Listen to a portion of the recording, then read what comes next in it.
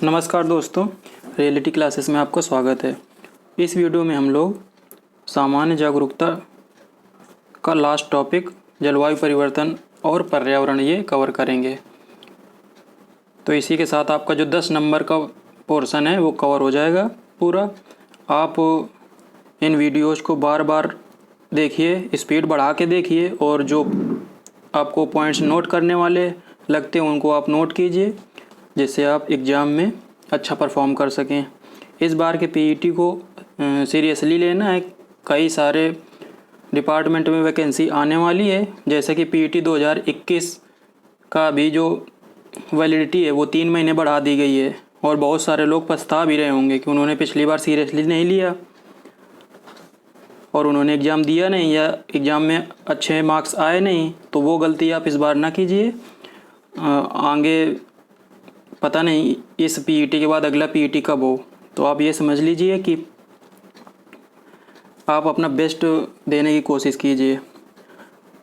इस टॉपिक में हम लोग लिमिटेड चीज़ों को कवर करेंगे और इन्हीं से क्वेश्चन बनने के पूरे चांस रहते हैं। सबसे पहले देखेंगे जलवायु को प्रभावित करने वाले कारक कौन कौन से होते हैं।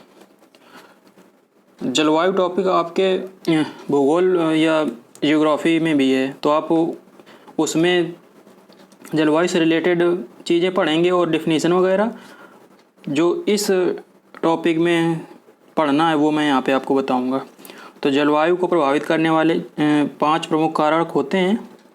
तापमान मतलब टेम्परेचर, वर्षा मतलब रेन, तीसरा है आर्द्रता मतलब ह्यूमिडिटी, चौथा है हवा मतलब विंड, पांचवा है एटमॉस्फेरिक प्रेशर या वायुमंडलीय दबाव। तो किसी क्षेत्र की जो जलवायु है वो इन 5 पॉइंट्स पे डिपेंड करती है।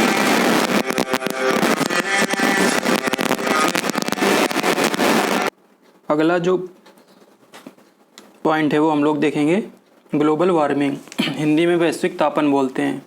हिंदी के कुछ टर्म्स बहुत विचित्र होते हैं, तो आप उनको इंग्लिश में याद रखिए तो ज़्यादा अच्छा रहेगा। तो हम लोग थोड़ा सा यहाँ पे ग्लोबल वार्मिंग को समझते हैं कि जो एवरेज टेम्परेचर अर्थ का है वो बढ़ रहा है। अभी सुनने में आ रहा है कि हर जगह जो गर्मी पड़ रही है उसने 500 साल का 100 साल का रिकॉर्ड तोड़ दिया। तो इस जो एवरेज टेम्परेचर अर्थ का है उसको बढ़ना ही ग्लोबल वार्मिंग कहलाता है। इस समय जो पृथ्वी का एवरेज टेम्परेचर है वो 15 डिग्री सेंटीग्रेड है। ये डायरेक्ट क्वेश्चन आपसे पूछा जा सकता है। और जो ग्लोबल वार्मिंग है उसके लिए ग्रीन हाउस इफ़ेक्ट जिम्मेदार होता है। तो हम लोग ग्रीन हाउस इफ़ेक्ट इसको हिंदी में बोलते हैं हरित गृह प्रभाव। इसको देख लेते हैं। तो जो सन से रेडिएशन आता है अर्थ में, तो उसका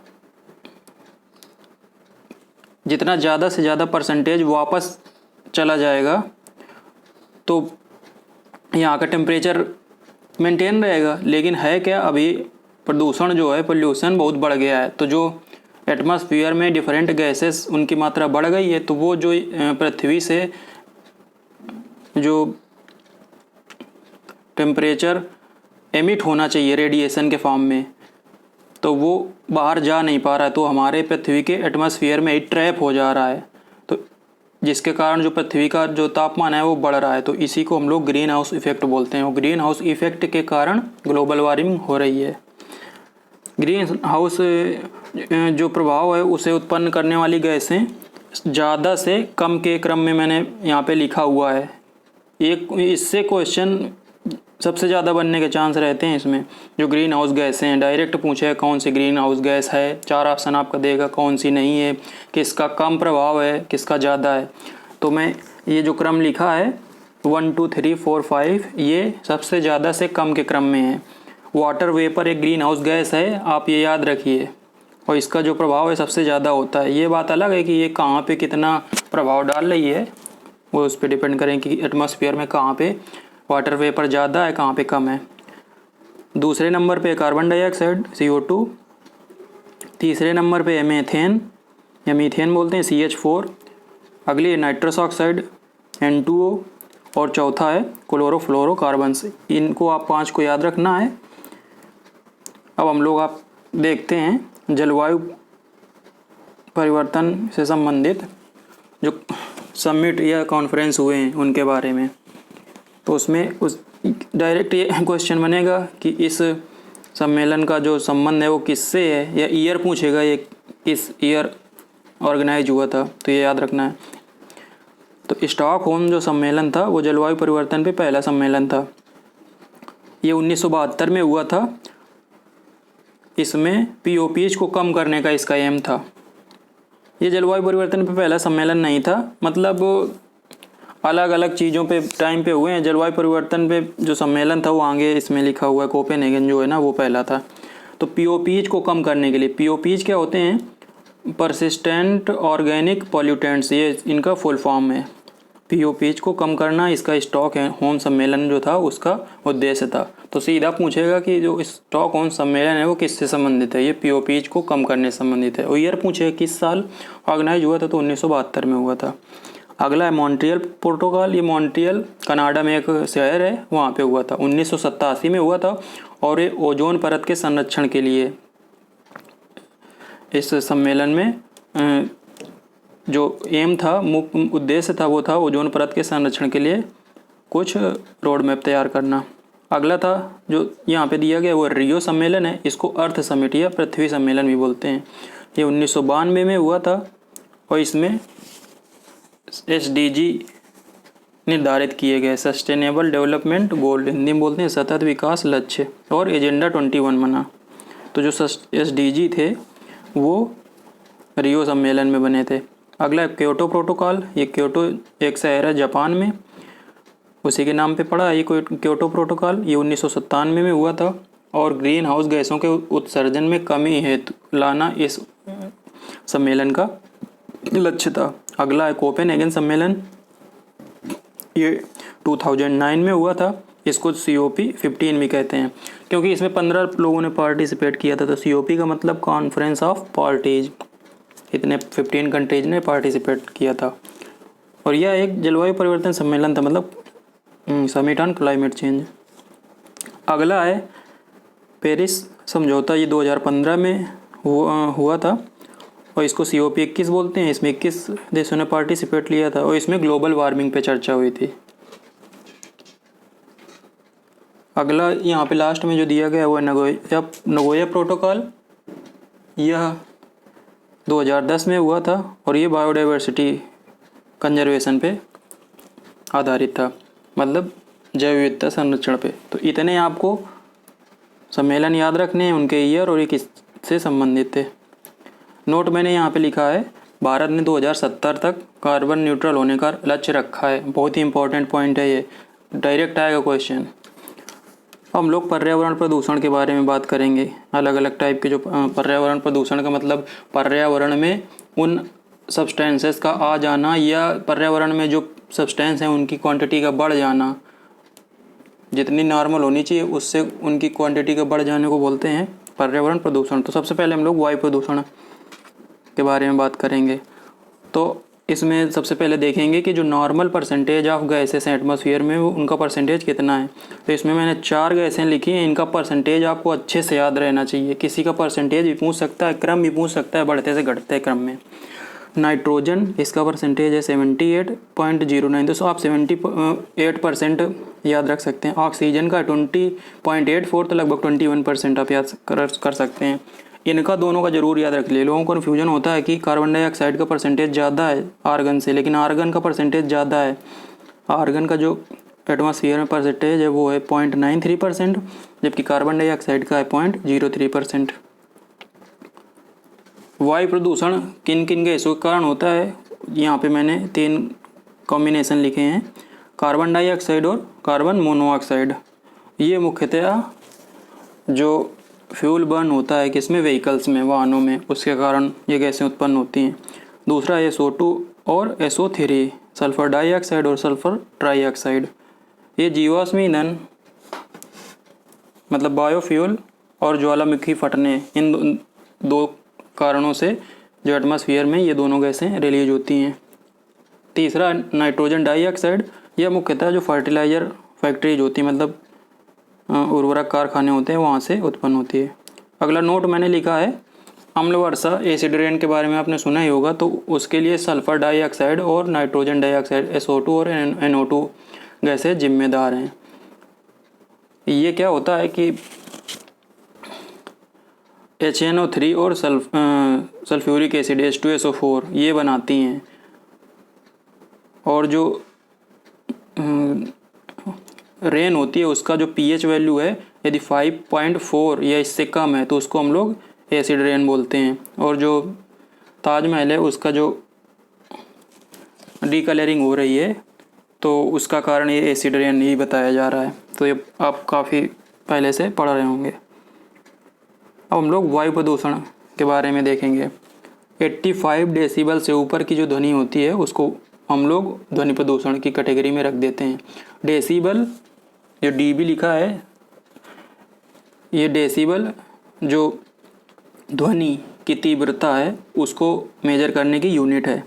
कुछ चीज़ों की यहाँ पे जो ध्वनि की तीव्रता है वो लिखी हुई है, डायरेक्ट इसमें से क्वेश्चन आ सकता है एग्जाम में। पत्तियों की सरसराहट ये 10 डेसिबल रेंज की होती है। जो फुसफुसाहट है जो हम लोग बात करते हैं आपस में वो 20 से 30 डेसिबल इसकी रेंज होती है। बारिश इसकी 50 डेसिबल की रेंज की ध्वनि उत्पन्न होती है इससे। बस हॉर्न 95 डेसिबल। रेलगाड़ी की सीटी और डीजे की आवाज़ 110 डेसिबल। जेट इंजन की आवाज़ 120 से 130 डेसिबल। और रॉकेट इंजन 150 डेसिबल से ज़्यादा इतनी की ध्वनि उत्पन्न करता है।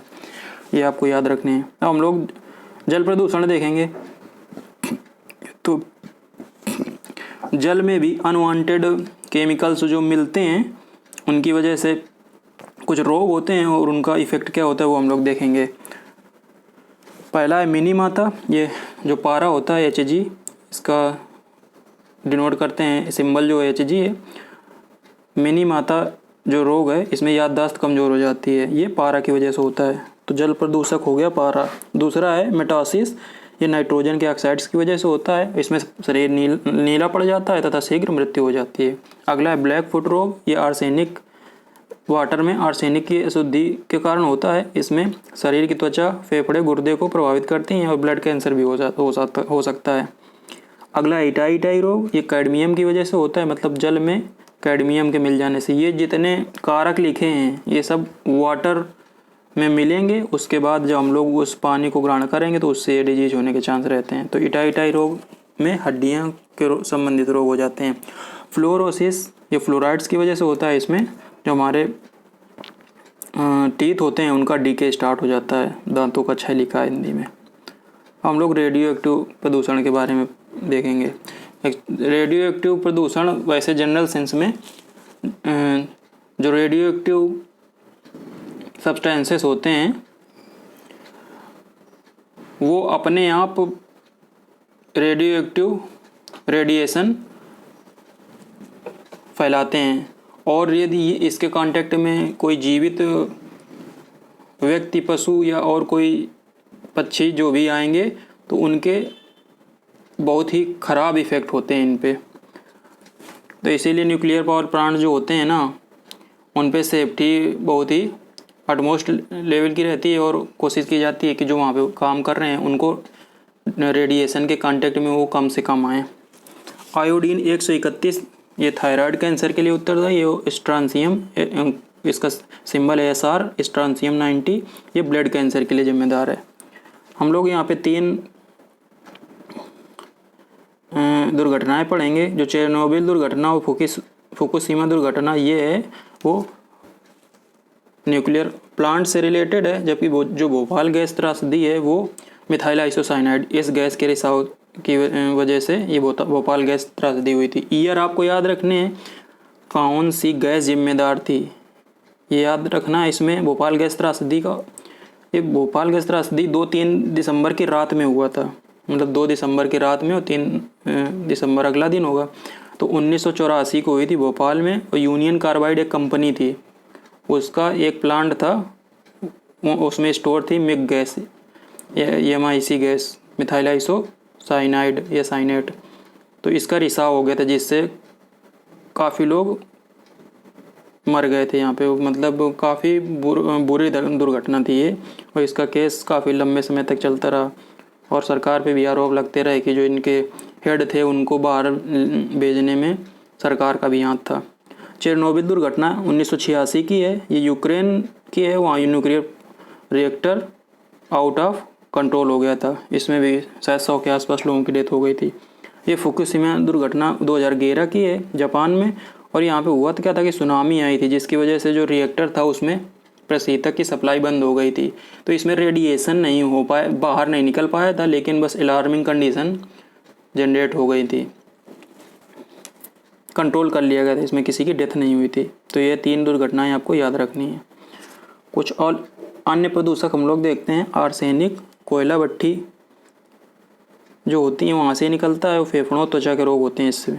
आर्सेनिक जो है ना वो वाटर पोल्यूशन के लिए भी जिम्मेदार होता है, और ये आर्सेनिक वाटर पोल्यूशन के अलावा जो दूसरे जगहों से निकलता है उसके लिए यहाँ पे बात हो रही है। कैडमियम ये तेल भट्टी से निकलता है और किडनी इससे प्रभावित होती है। मैग्नीज स्टील संयंत्र से निकलता है और पार्किंसन डिजीज के लिए जिम्मेदार है। लेड ये मोटर वाहनों से निकलता है और ये उच्च रक्तचाप के लिए जिम्मेदार है, मतलब हाई ब्लड प्रेशर के लिए। लेड पहले मिलाया जाता था उसमें पेट्रोल डीजल में, लेकिन अभी आपने देखा होगा पेट्रोल पंप में लिखा रहता है कि सीसा रहित पेट्रोल, तो इस पर काफ़ी कंट्रोल पा लिया गया है। कुछ पॉइंट्स हम लोग यहाँ देखेंगे, उसके बाद ये वीडियो ख़त्म हो जाएगा। इतने पॉइंट्स आप याद रखिए, एक क्वेश्चन ये दिया आएगा, इसी में आपका सॉल्व हो जाएगा। पहली बार पर्यावरण और वन मंत्रालय सेंट्रल गवर्नमेंट में कब बना था? 1985 में, और राजीव गांधी गवर्नमेंट में 1985 में बना था। पर्यावरण संरक्षण अधिनियम 1986 में पारित हुआ था। राष्ट्रीय हरित न्यायाधिकरण अधिनियम NGT एक्ट 2010 में पारित हुआ था, और पहली बार चौथी पंचवर्षीय योजना में पर्यावरण के विकास को शामिल किया गया था। गंगा कार्य योजना मतलब गंगा एक्शन प्लान, उसको शॉर्ट में GAP बोलते हैं, वो 1985 में शुरू किया गया था। सभी पॉइंट्स के फॉर्म में दिए गए, डायरेक्ट इस पे क्वेश्चन बनेंगे। वन्य जीव संरक्षण अधिनियम 1973 में इंदिरा गांधी गवर्नमेंट में पास हुआ। अब यहाँ पे देखेंगे पारिस्थितिकी, इंग्लिश में बोलते हैं इकोलॉजी, तो फादर ऑफ इकोलॉजी बोलते हैं अर्नेस्ट हैकल को। अगला भी इम्पोर्टेंट क्वेश्चन है कि भारत में अवनालिका क्षरण से सर्वाधिक प्रभावित क्षेत्र, ये चंबल घाटी क्षेत्र, मतलब इटावा और आगरा। चंबल जो नदी है ना, ये बीहड़ों का निर्माण करती है। ये GK का काफ़ी इंपॉर्टेंट क्वेश्चन है। अब इकोसिस्टम या पारिस्थितिकी का शब्द का प्रयोग सबसे पहले किया था AG टांसले ने। यूकेलिप्टस को एनेमी ऑफ एनवायरनमेंट कहा जाता है, क्योंकि जो यूकेलिप्टस है वो इसकी जो जल ग्रहण करने की क्षमता बहुत ज़्यादा है, पर डे 5 to 8 लीटर पानी एब्जॉर्ब करता है, तो इसीलिए बोलता है इसको इकोलॉजिकल टेररिस्ट भी बोला जाता है। चिपको आंदोलन ये वृक्षों को कटने से बचाने के लिए संबंधित है। उत्तराखंड में ये हुआ था, शायद उत्तराखंड के चमोली डिस्ट्रिक्ट में हुआ था। तो जो सुंदरलाल बोंगड़ा जी थे इससे संबंधित थे, इनकी हाल ही में डेथ हो गई है। भारत का टाइगर स्टेट मध्य प्रदेश को बोला जाता है, क्योंकि यहाँ पे सबसे ज़्यादा टाइगर हैं इंडिया में और शायद वर्ल्ड में भी। जल प्रदूषण को मापने के लिए टेस्ट बायोकेमिकल ऑक्सीजन डिमांड, ये हम लोग चेक करते हैं कि जो वाटर पोल्यूशन है उसको मेजर करने के लिए बायोकेमिकल ऑक्सीजन डिमांड ये टेस्ट करते हैं। रेड डेटा बुक पूछ सकते हैं कि रेड डेटा बुक का संबंध किससे है, तो विलुप्त और संकटग्रस्त जीवों से इसका संबंध है रेड डेटा बुक का। सामाजिक वानिकी और पारिस्थितिकी पुनर्वास केंद्र प्रयागराज में है, और भारत का पर्यावरण प्रशिक्षण केंद्र अहमदाबाद में है। तो ये आपका लेक्चर कंप्लीट हो गया। जो क्वेश्चन आपका बनेगा इसी से बनने के चांस सबसे ज़्यादा हैं। आप इन्हीं पॉइंट्स को रिवाइज कीजिए, आप अपना जो कंटेंट है उसको ना बढ़ाइए, जो भी आपको यहाँ पे दिया जा रहा है उसको आप बार बार रिपीट कीजिए, और आपको भरोसा करना होगा कि जो आपको पढ़ाया जा रहा है वो आपके एग्ज़ाम के लिए इम्पोर्टेंट है। आपको कहीं पे कोई डाउट होता है तो कमेंट बॉक्स में पूछ सकते हैं। धन्यवाद।